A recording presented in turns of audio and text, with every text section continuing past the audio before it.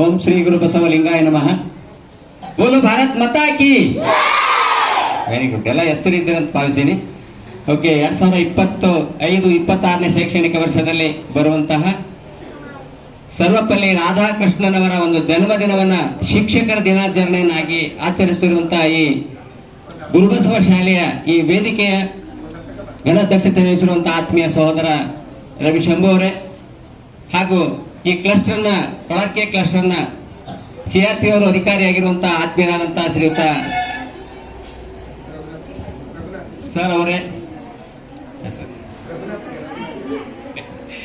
ಜೊತೆಗೆ ಸದಾ ಈ ಹೆಗಲು ಕೊಟ್ಟು ಹೆಗಲನ್ನ ಸರಿಯಾಗಿ ಕೆಲಸ ಮಾಡ್ತಿರುವಂತಹ ಸಹೋದರಿ ಕವಿತಾ ಶಂಭು ಅವರೇ, ಮತ್ತೆಲ್ಲಕ್ಕಿಂತ ಹೆಚ್ಚಾಗಿ ಭವಿಷ್ಯತ್ತಿನ ಮಕ್ಕಳ ಹಣೆಬರವನ್ನು ಬರೆಯುತ್ತಿರುವಂತಹ ನನ್ನ ನೆಚ್ಚಿನ ಎಲ್ಲ ಶಿಕ್ಷಕ ಬಂಧುಗಳೇ ಮತ್ತು ಭವ್ಯ ಭಾರತದ ಆಗುತ್ತಿರುವಂತಹ ನನ್ನ ಮುದ್ದಿನ ನೆಚ್ಚಿನ ವಿದ್ಯಾರ್ಥಿ ಮಿತ್ರರೇ, ನಮ್ಮೆಲ್ಲರಿಗೆ ಶರಣಾರ್ಥಿಗಳನ್ನು ಸಲ್ಲಿಸಿ, ಇನ್ನು ಭವಿಷ್ಯದಲ್ಲಿ ನೀವು ಶಾಲೆಗಳನ್ನು ಕಲೀಲಿಕ್ಕೆ ಯಾವ ರೀತಿ ಬರ್ತಾ ಇದ್ದೀರಾ, ಮುಂದೆ ನೀವು ಅಡಲ್ಟ್ ಆದಾಗ ಯಾವ ರೀತಿ ಶಿಕ್ಷಣ ಇರ್ತದೆ, ನಾವು ಸಣ್ಣವರಿದ್ದಾಗ ನಿಮ್ಮಷ್ಟಿದ್ದಾಗ ಶಿಕ್ಷಣ ವ್ಯವಸ್ಥೆ ಯಾವ ರೀತಿ ಇತ್ತು ಅನ್ನೋದನ್ನ ಹೇಳಬೇಕಾದ್ರೆ 12ನೇ ಶತಮಾನದ ಅಲ್ಲಂಪ್ರಭು ದೇವರ ಒಂದು ವಚನವನ್ನು ಹೇಳಕ್ಕೆ ಇಷ್ಟಪಡ್ತೇನೆ. ಮುದ್ದು ಮಕ್ಕಳೇ, 12ನೇ ಶತಮಾನದ ಅನುಭವ ಮಂಟಪದ ಅಧ್ಯಕ್ಷರಾಗಿರುವಂತ ಅಲ್ಲಮ ಪ್ರಭುಗಳು ಒಂದು ವಚನದ ಹೇಳ್ತಾರೆ,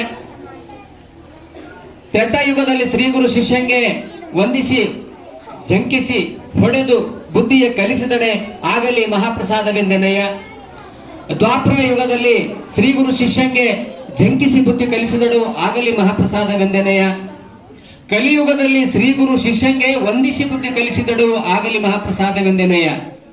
ಇಂಥ ಕಾಲದ ಕಟ್ಟಡೆಗೆ ಕಂಡು ಬೆರಗಾದಿನೆಯ ಕಾಣ ಗುಹೇಶ್ವರ ಅಂತ 12ನೇ ಶತಮಾನದ ಅಲ್ಲಂಪ್ರಭುಗಳು ವೈಜ್ಞಾನಿಕವಾಗಿ ಮುಂದೆ ಏನಾಗ್ತದ, ಶಿಷ್ಯರು ಗುರು ಯಾವ ರೀತಿ ಸಂಬಂಧ ಇರ್ತದಂತ ಅನ್ನೋದನ್ನ ಗುರು ಶಿಷ್ಯರ ಸಂಬಂಧದ ಬಗ್ಗೆ ಹೇಳಿದ್ದಾರೆ.